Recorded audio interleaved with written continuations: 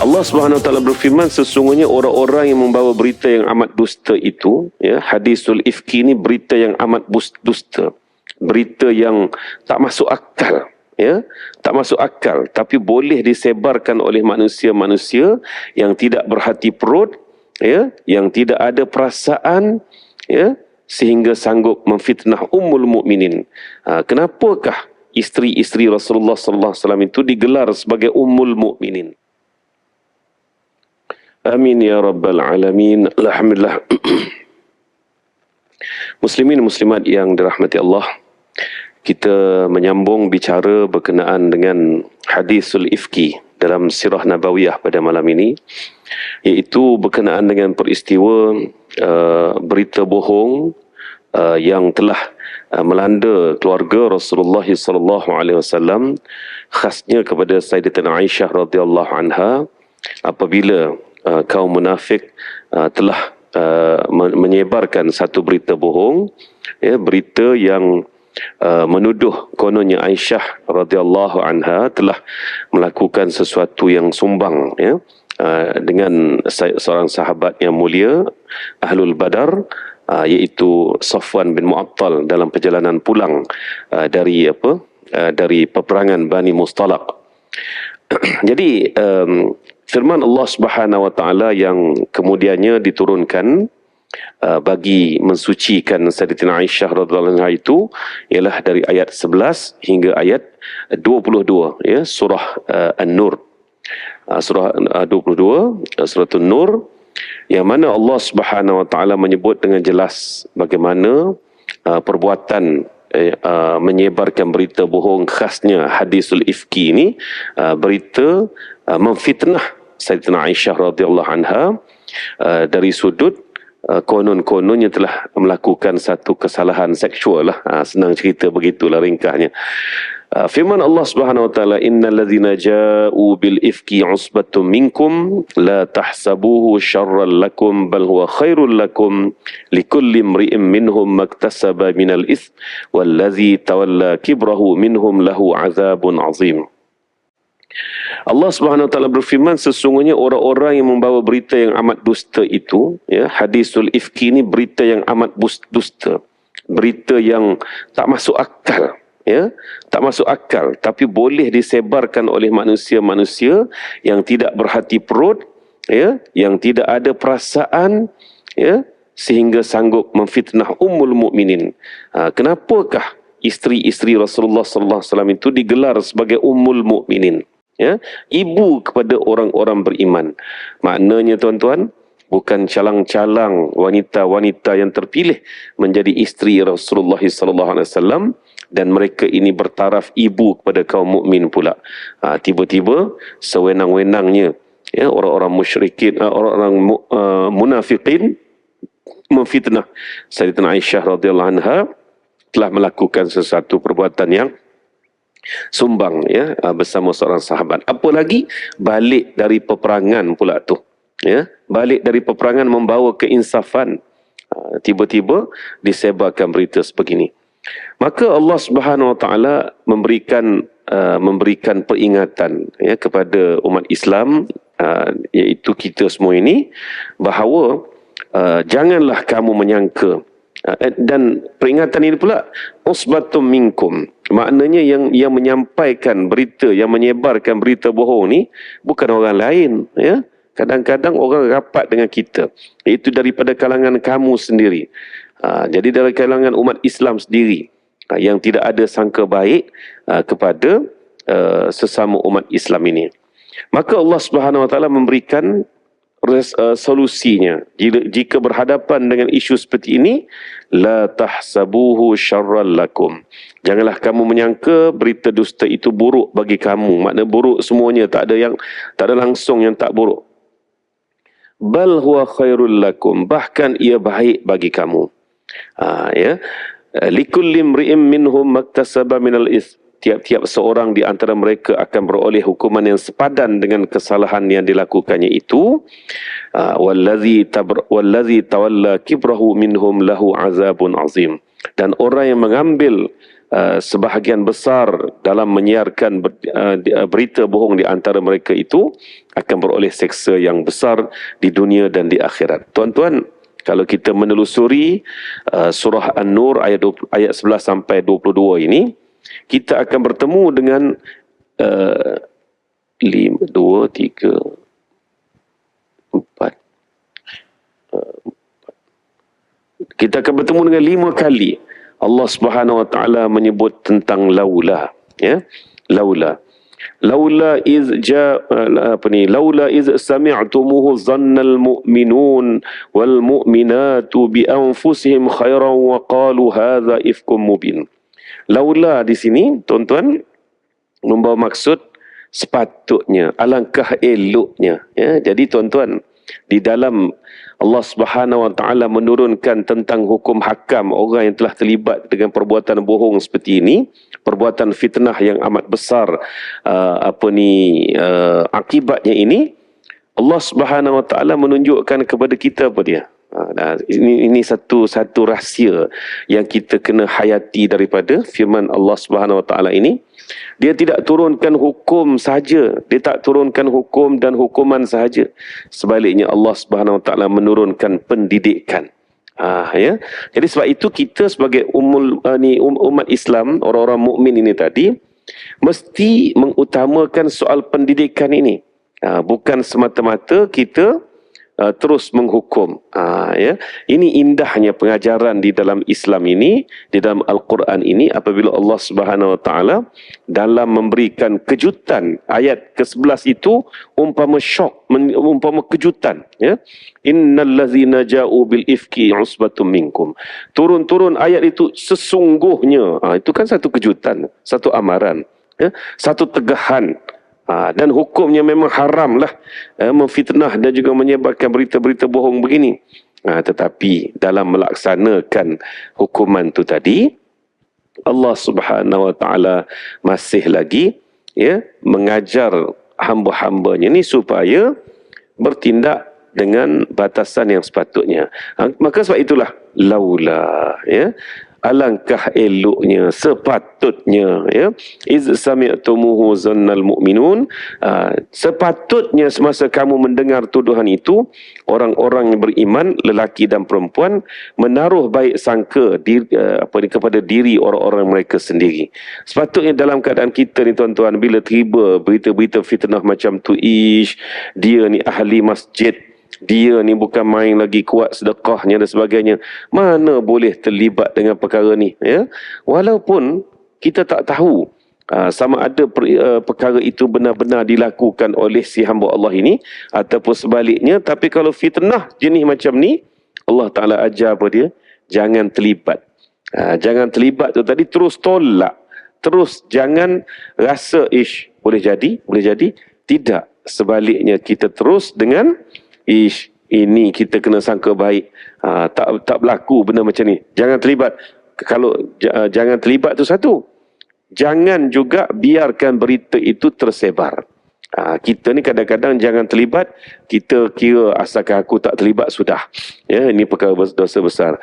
Tidak, tuan-tuan, sebaliknya kita juga hendaklah melenyapkan berita-berita ini. Jika ada orang yang contohnya nak bawa, nak mengomel jugalah kononnya, nak tumpang semangkuk, tak tahulah kenapa istilah dalam peribahasa Melayu ni dia kata apa? Nak tumpang semangkuk, nak tumpang sekaki. Kenapa mangkuk dengan kaki yang digunakan istilah tu kan? Jenis yang macam ni kita kena tegahlah, tuan-tuan, berhenti, cukup, tutup mulut dia, ya. Ini perkara haram ni kamu duk bincang, tak tahu pokok pakal hujung jatuhnya tak tahu. Itu yang Allah Ta'ala ajar. Jadi tuan-tuan, mari kita imbas ulasan daripada Sayyidatina Aisyah sendiri. Ulasan daripada Sayyidatina Aisyah radhiyallahu anha sendiri berkenaan dengan, bila kita baca ayat ni, mari kita tadabbur berdasarkan sirah, berdasarkan kejadian yang telah melanda umat Islam pada masa itu, khasnya melanda diri Sayyidatina Aisyah yang telah difitnah tu tadi, ya. Okey. Sekejap.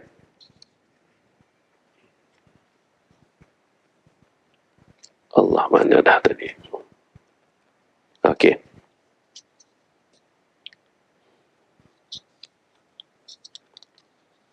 Aisyah radhiyallahu anha meneruskan ceritanya. Ini dinukilkan sendiri daripada Sayyidatina Aisyah. Tak ambil daripada orang lain, daripada Ummul Mukminin yang menjadi mangsa kepada berita bohong ini. Aisyah radhiyallahu anha meneruskan ceritanya. Aku tidak mengetahui khabar yang sedang tersebar. Aku juga tidak mengetahui rahsia apa di balik ini semua. Sayyidatina Aisyah dia tu tertinggal dalam rombongan tentera muslimin yang pulang dari peperangan Bani Mustalaq itu. Sayyidatina Aisyah tertinggal. Kerana apa? Kerana dia tercicir kalung dia, maka dia pergi cari kalung dia sehingga dia datang balik. Semua umat Rasulullah SAW dan juga tentera muslimin dah berangkat pergi. Jadi Aisyah pun tahu dia akan ditemui oleh tentera peninjau. Akan ada tentera peninjau yang akan pusing-pusing. Itu sistem perjalanan pada masa itu. Jadi tentera peninjau itu kebetulannya adalah siapa? Adalah Safwan bin Mu'attal. Jadi Safwan bin Mu'attal terus mengenali itu Aisyah, seorang wanita yang tertidur di atas batu besar itu. Aisyah lah orangnya, bukan orang lain. Kenapa? Ada dua penjelasan di situ. Ada yang ada yang berpandangan. Ada tu maksud siapa? Siapa yang berpandangan? Ini adalah daripada periwayat peristiwa inilah. Tu dia. Jadi ada yang berpandangan Safwan bin Mu'attal mengenali Aisyah kerana memang mereka sudah berkawan dari kecil lagi. Yang kedua, bukan soal berkawan dari kecil, sebab pada masa itu isteri Nabi ini adalah wanita yang diwajibkan pakai purdah. Orang lain tak boleh pakai purdah, sebab purdah ini tadi khas bagi isteri-isteri Nabi. Jadi apabila melihat seorang wanita yang tertidur di atas batu besar itu, dan mereka juga tahu bahawa Aisyah lah salah seorang wanita yang pergi berperang dalam peperangan Bani Mustalaq itu, maka terus Safwan bin Mu'attal pun dia menyebut sepatah saja, ya, dia kata ya, tu maknanya maknanya kalau kita ni terkejut lah, istilah bahasa Arab ni, dia punya logat dia, ya Ummul Mukminin katanya. Yah itu bukannya nama Yah ke? Tidak. Yah tu makna apa? Terkejut. Makna weh, kalau kita kan. Gitu. Jadi dia pun turun dari unta dia, terus mendudukkan untanya dan mempersilakan Aisyah radhiyallahu anha naik ke atas untanya. Ya. Itu kan dia punya kronologi peristiwa tadi. Jadi macam mana Safwan boleh mengenali Sayyidatina Aisyah? Kerana Sayyidatina Aisyah memakai purdah, dan yang wajib memakai purdah pada masa itu adalah isteri-isteri Nabi sallallahu alaihi wasallam sahaja. Bismillah.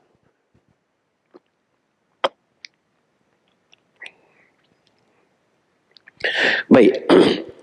Jadi sepulangnya Aisyah dari perjalanan jauh itu, baginda demam, ya. Maknanya Ummul Mukminin kita demam. Bila demam, dia duduk di rumah je sebulan lamanya, tak keluar rumah, dan dia juga rasa bahawa dinginnya Rasulullah SAW kepada dia. Rupa-rupanya di luar rumahnya sedang berlangsung fitnah yang amat besar yang telah menuduh dirinya sendiri, dan perkara tersebut sedang diselesaikan oleh Rasulullah SAW. Aisyah bercerita, aku tidak mengetahui khabar yang sedang tersebar. Aku juga tidak mengetahui rahsia apa di balik ini semua. Ketika aku sembuh, aku keluar bersama beberapa orang wanita menuju salah satu pinggiran kota Madinah. Di antara wanita yang bersama kami adalah Ummu Mishtah.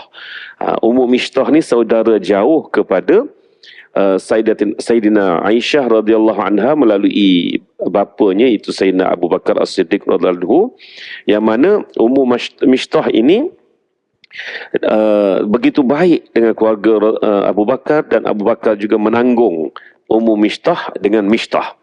Sebab Mishtah bin Asasah itu anak dia, maka maknya automatiklah digelar Ummu Mishtah. Suami Ummu Mishtah ini, Asasah, telah terkorban syahid kerana angkara orang-orang Quraisy ketika di Mekah lagi. Jadi tuan-tuan, Mishtah ini rupa-rupanya tak kenang diuntung lah. Tapi ini jangan pula kita menghina sahabat Rasulullah SAW, ya. Kita hanya mengulas peristiwa itu seadanya sahaja. Hakikatnya Mishtah telah dihukum atas perbuatannya itu, dan dia adalah sahabat, ya. Jadi jangan melebih-lebih menghina sahabat ni, berlebih-lebih takut menghina pula, jatuh ke menghina, ya. Jadi Mishtah ni dia dengan ibunya hidup sebatang kara, dan Abu Bakar lah yang memberi support kepada dia, ya, yang menanggung kehidupan dia. Lagipun Abu Bakar As-Siddiq radhiyallahu anhu ini cukup berpegang kepada izil qurba, ya. Maknanya kita ni kena menjaga kaum kerabat yang terdekat.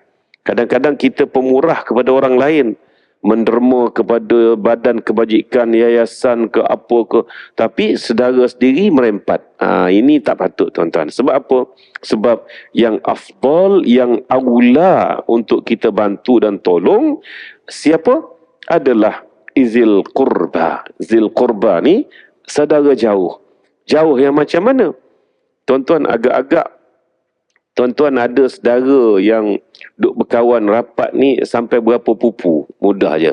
Berapa pupu? Second cousin kan, biasa kita second cousin lah. Kalau third cousin tu sudah tak kenal sangat dah kan. Sebenarnya third cousin itu termasuk dalam zil qurba lah tu. Ya, mana saudara yang masih dekat lagi. Kemudian saudara jauh. Saudara jauh berapa pupu? Termasuk dalam 4 pupu, 5 pupu, 6 pupu, 7 pupu, kupu-kupu. Itu semua tu termasuk dalam saudara jauh. Jadi apabila kita nak menderma, nak menginfak sesuatu, sepatutnya yang ada kaitan saudara-saudara jauh ni lah yang kita bantu dulu.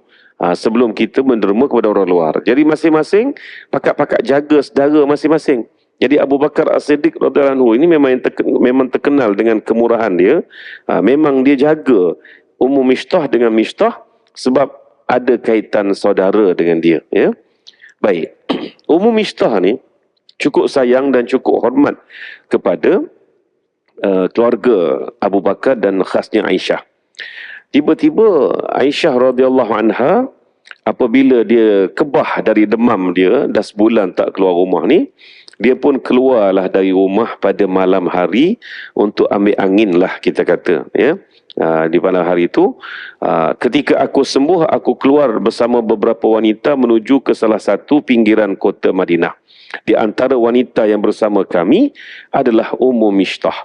Bahkan Ummu Mistah ini umpama penjaga ataupun maid lah di rumah Aisyah radhiyallahu anha. Saat kami di sebuah padang pasir, Ummu Mistah tergelincir, tiba-tiba terkeluar daripada mulutnya, celaka Mistah. Dia telatah macam tu. Kata Aisyah, kenapa kamu mendoakan anakmu sendiri itu dengan perkataan celaka? Bukankah dia anak soleh yang telah menjadi ahlul badar? Tuan-tuan ya, Nabi cukup sanjung ahlul badar. Sebab sahabat-sahabat yang pergi berperang badar hari itu, mereka tak sangka pun nak berperang. Tapi bila diuji oleh Allah Subhanahu Wa Taala berhadapan dengan tentera-tentera musyrikin, maka mereka tidak undur, bahkan mereka terus menghadapinya. Itu maksudnya ahlul badar, tuan-tuan ya.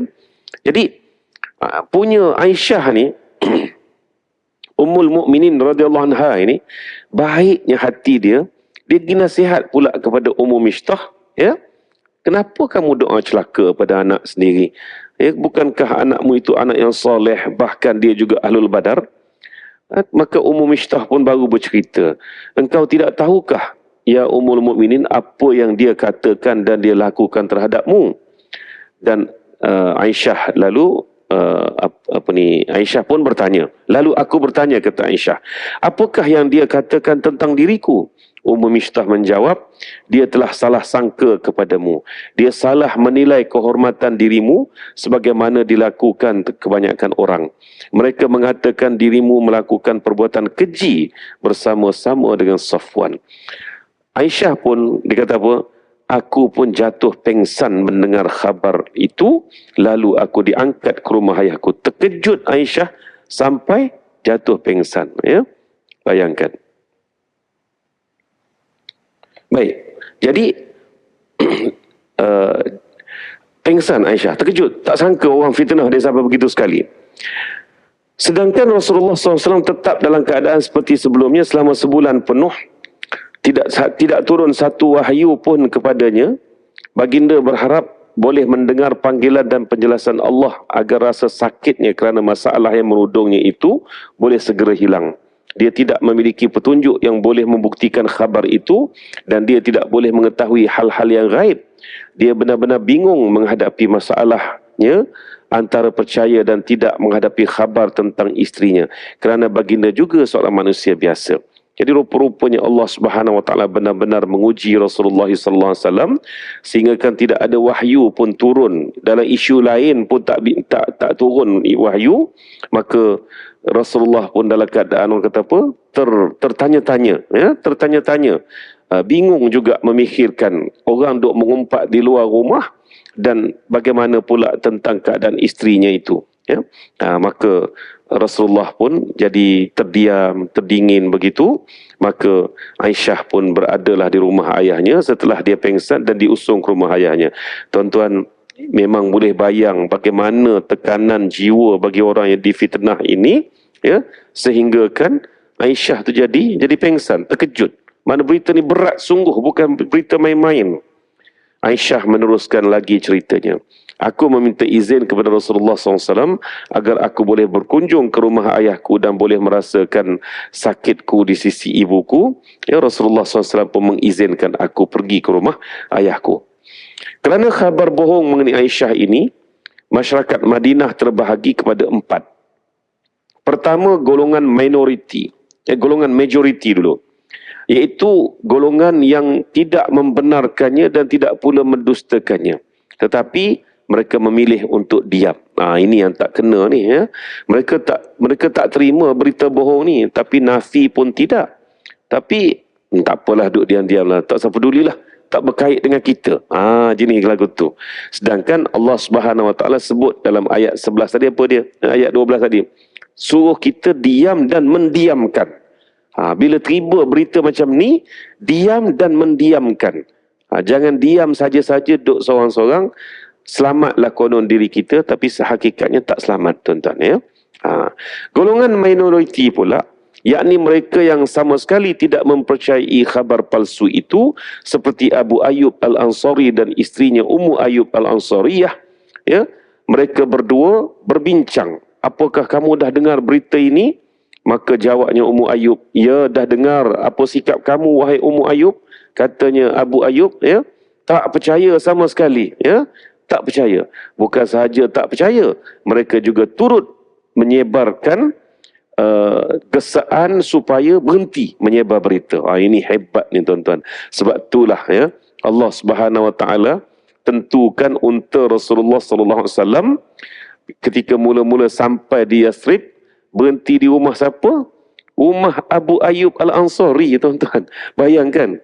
Dan Abu Ayyub Al-Ansari ni, betapa mulianya dia, dalam keadaan sudah tua dan tak larat, masih lagi berada di atas kapal, ya, kapal perang zaman Sayyidina Umar Ibn Khattab radhiyallahu anhu, untuk pergi menyerang kota Konstantinopel, tuan-tuan, kan?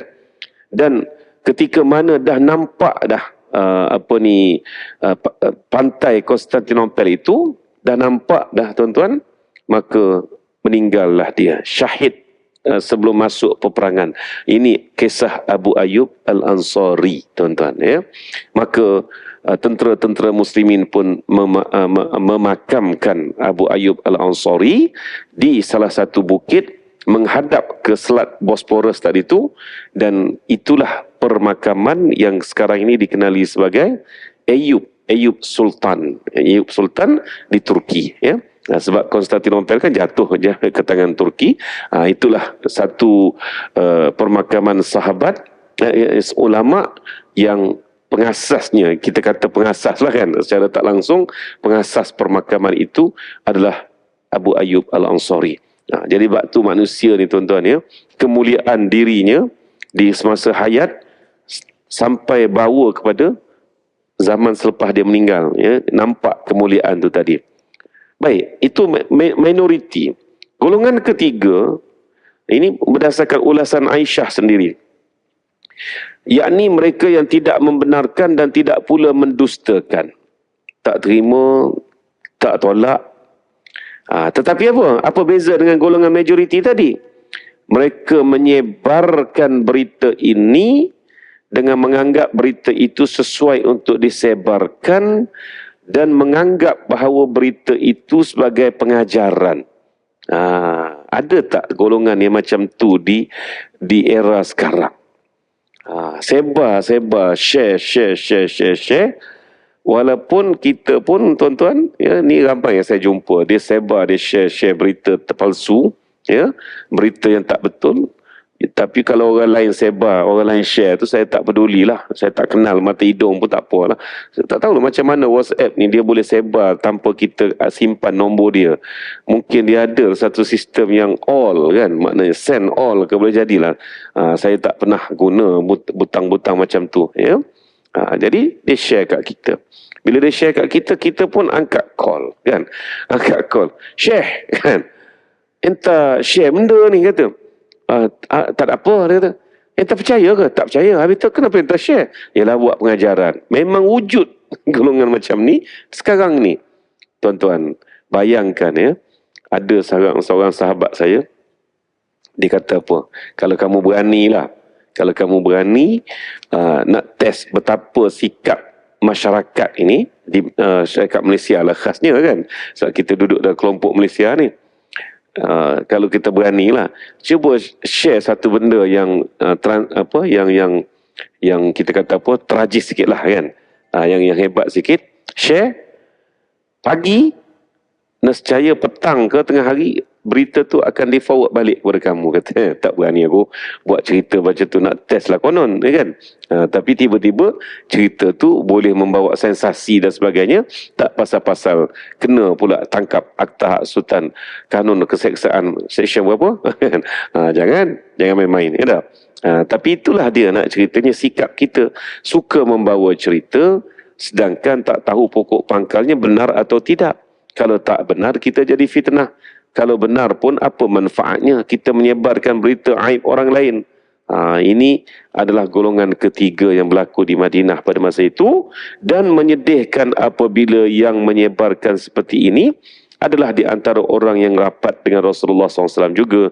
Contohnya Hamnah bintu Jahshin, kakak ipar kepada Rasulullah SAW, iaitu kakak kepada Zainab bintu Jahshin radhiyallahu anha. Termasuklah juga Hasan bin Sabit. Hasan bin Sabit, penyair yang Rasulullah SAW jadikan dia sebagai medium untuk menyampaikan dakwah Islamiyah, ya, dan tiba-tiba boleh terlibat juga dengan ini kerana tersilap congak, tersilap arah itu saja, ya.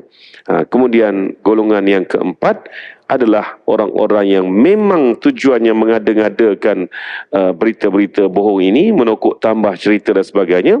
Mereka pun tahu bahawa berita ini bukan berita betul dan bukan berita benar, tapi mereka sengaja nak menyebarkan berita dahsyat ini untuk mengkucar-kacirkan keadaan umat Islam. Mereka inilah golongan munafik. Abu Bakar, menurut Aisyah radhiyallahu anha, Abu Bakar menangis sepanjang hari, sedangkan Safwan mengambil panah dan mengarahkannya kepada Hasan sehingga mengena, ya. Safwan ini orangnya orang pendiam. Jadi bila orang pendiam ni tadi, tuan-tuan, dia bukan senang lah, ya, nak bertindak, dia banyak sabar, tapi kalau dia dah tak tahan, tuan-tuan, siap kamu kan, siap kalau tak khabar, kalau tak sedar.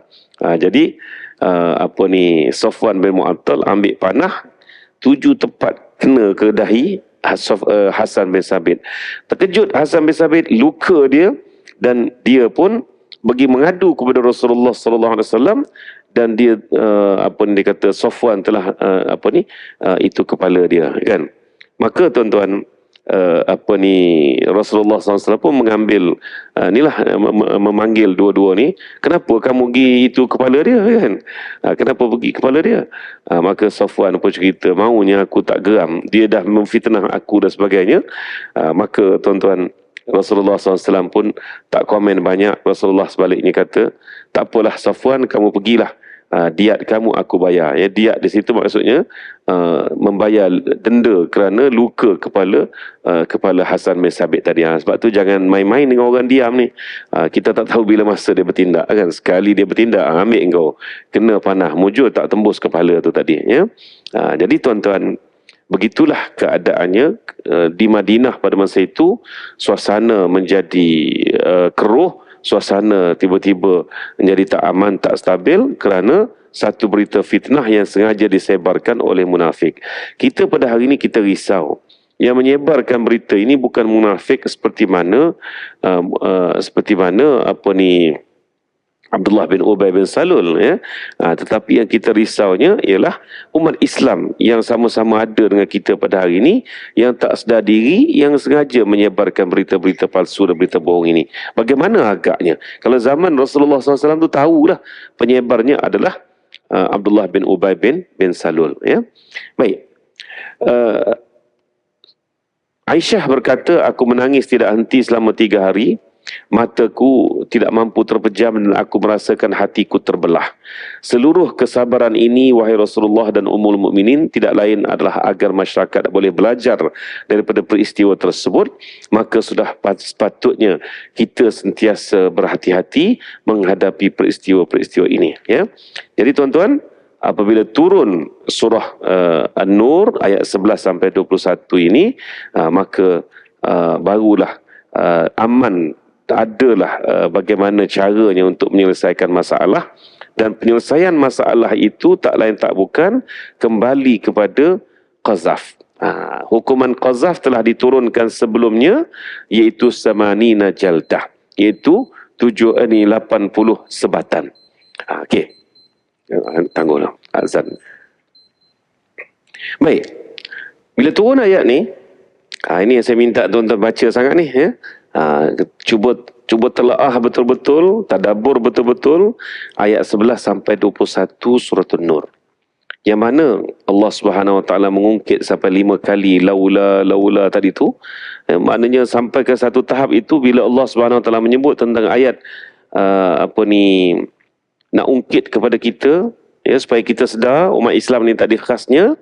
Allah Subhanahu Wa Taala menyebut berkenaan dengan ayat yang berikutnya, walaula fadlullahi alaikum wa rahmatuhu fid dunya wal akhirah lamassakum fima afattum fihi azabun azim. Dan kalaulah tidak kerana adanya limpah kurnia Allah dan rahmatnya kepada kamu di dunia dan di akhirat, tentulah kamu dikenakan azab seksa yang besar disebabkan kamu turut campur dalam berita palsu itu. Hari ini, sampai hari ini tuan-tuan, isu berita-berita palsu soal tuduh menuduh, ya, dan tolonglah tuan-tuan, ya, jangan terlibatlah dalam isu-isu seperti tuduhan skandal dan sebagainya ini kalau kita tak nampak dengan mata kepala kita sendiri. Sayyidina Umar radhiyallahu anhu pernah mendenda sekumpulan tabi'in, ya, dengan 80 sebatan. Kerana apa? Kerana tak cukup saksi terhadap tuduhan mereka. Saya tak nak teruskan cerita tu, panjang. Cuma saya ambil sinopsisnya saja. Jadi salah seorang daripada sekumpulan ini, 3-nya tabi'in, 1-nya sahabat. Ya, ni tuan-tuan cerita yang panjang. Boleh kita cerita kemudian lain kali. Sebab kalau cerita kisah tu detail, dia kena melibatkan soal hukum. Ya, soal hukum. Tapi nak ambil moralnya, bila mereka melihat 4 ini menghadap Sayyidina Umar. Menghadap Sayyidina Umar, ya. Menghadap Sayyidina Umar dan Sayyidina Umar siasat. Kamu nampak? Nampak betul. Memang alat lelaki dalam perempuan. Okey. Yang kedua, nampak. Yang ketiga, nampak. Nombor 4, dia kata, saya confused. Saya confused sikit sebab saya mungkin tak terlihat betul masa kejadian tu. Saya terlihat tu mereka dah terlompat, dah tak ada dah selesai dah. 3. Yang keempat tak jadi. Sedangkan naknya ke semua 4 ni. Apa tindakan? Sayyidina Umar kata, ingat baik-baik dakwaan kamu ni, kan? Maka akhirnya kena sebat 80 sebatan. Ini zaman Sayyidina Umar. Maknanya betul-betul dilaksanakan perintah Allah Subhanahu Wa Taala supaya jangan terlibat dengan berita-berita seperti itu kalau kita tak pasti. Ya. Dan kalau pasti pun bukannya di media sosial untuk disebarkan. Mesti dilaporkan kepada pihak berkuasa dan hendaklah menjadi saksi kalau berani sungguh.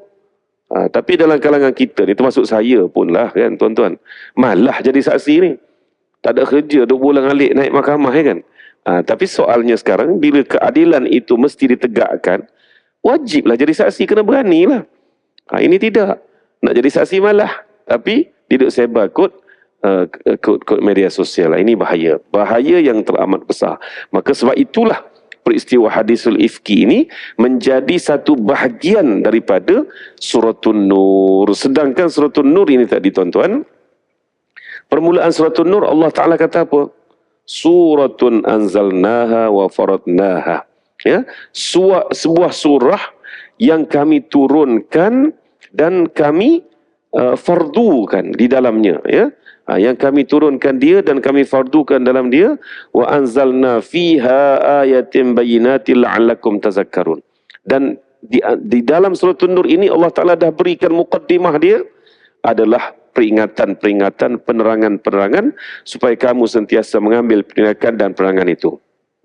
Ini surah yang berat, surah yang padat, padu dengan hukum hakam. Dalam pelaksanaan hukum hakam itu Allah Ta'ala berikan panduan. Dan salah satu daripada panduannya tak lain tak bukan ialah berkenaan dengan hadisul ifki, berita bohong. Dan tuan-tuan, berita bohong ini melibatkan maruah umat Islam. Dan mereka yang terlibat dengan berita bohong ini, ya, menuduh dengan tuduhan seksual ini, tak lain tak bukan hukumannya adalah qazaf.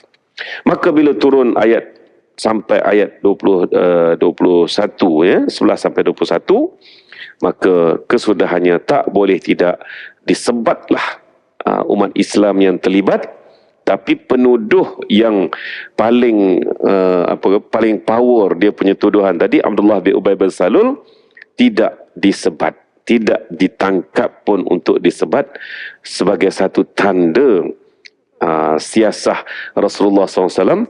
Tandanya Abdullah bin Ubay bukan daripada golongan kita. Jadi yang kena sebat itu ialah mereka yang mukmin semata-mata. Abdullah bin Ubay bukan pada golongan kita. Dan akibat juga daripada peristiwa ini, Abdullah bin Ubay telah diketepikan, telah diketepikan, tidak diambil peduli lagi daripada kalangan orang-orang mukmin, kerana mereka dah tahu siapa sebenarnya Abdullah bin Ubay bin Salul. Ya, bukan senang Rasulullah SAW berhadapan dengan kaum munafik pun ini, dan inilah kemuncak kepada kerenah kaum munafikin di Madinah, sehingga keluarga Rasulullah SAW pun dicercanya ataupun dihinanya. Baik. Apakah pengajaran yang boleh diambil daripada peristiwa ini? Pertama, kita tidak boleh mencemarkan kehormatan orang lain, khasnya umat Islam, jika kita tidak memiliki 4 saksi. Dan sekiranya kita memiliki 4 saksi, maka pelaporannya adalah kepada pihak berkuasa, bukannya kepada umum untuk disebarkan berita itu. Ya. Yang kedua, bagaimana cara menjaga masyarakat daripada hal-hal yang tidak baik? Maka rujuklah daripada ayat 11 sampai 21 surah An-Nur, apabila Allah Subhanahu Wa Taala sendiri yang membentuk kepribadian hamba-hambanya lewat kalimah-kalimah laula yang diulang sampai 5 kali di antara 10 ayat ini. Yang ketiga, ada 2 cara penting yang boleh kita lakukan ketika kita mendengar bicara bohong tentang perkara ini, khasnya yang melibatkan maruah seorang mukmin. Pertama, membuat tabir di antara hati dan pendengaran, sebagaimana Allah Subhanahu Wa Taala, mengapa di waktu kamu mendengar berita bohong itu, kamu orang-orang mukmin dan mukminah tidak berprasangka baik. Jadi tabir itu tabir hati, tabir dalaman, ya. Yang kedua, sentiasalah berprasangka baik kepada orang lain, ataupun sentiasalah kita bersangka baik kepada orang lain, dan sentiasalah mengamalkan ta'awuz. Ta'awuz ni apa dia? A'udzubillahi minasyaitanirrajim, a'udzubillahi minasyaitanirrajim. Ya kan? Na'udzubillah, na'udzubillah. Ulang berkali-kali ayat ini, ta'awuz ini, supaya kita dijauhi daripada bisikan-bisikan syaitan yang boleh mengganggu hati kita daripada perbuatan-perbuatan baik itu. Wallahu alam. Itulah pengajarannya. InsyaAllah kita akan sambung dalam ibrah daripada peristiwa sirah yang lain. Semoga Allah Subhanahu Wa Taala menghimpunkan kita dalam amal ibadah yang soleh dan dikira sebagai jariah berpanjangan dalam hidup kita ini. Wallahu alam. Kita tangguhkan dengan tasbih kafarah dan juga suratul Asr. Subhanakallah wa bihamdika asyhadu an la ilaha illa anta. Bismillahirrahmanirrahim. Wal 'asri innal insana lafi khusr. إلا الذين آمنوا وعملوا الصالحات وتواصوا بالحق وتواصوا بالصبر. صدق الله العظيم وبالله التوفيق والهداية والسلام عليكم ورحمة الله وبركاته.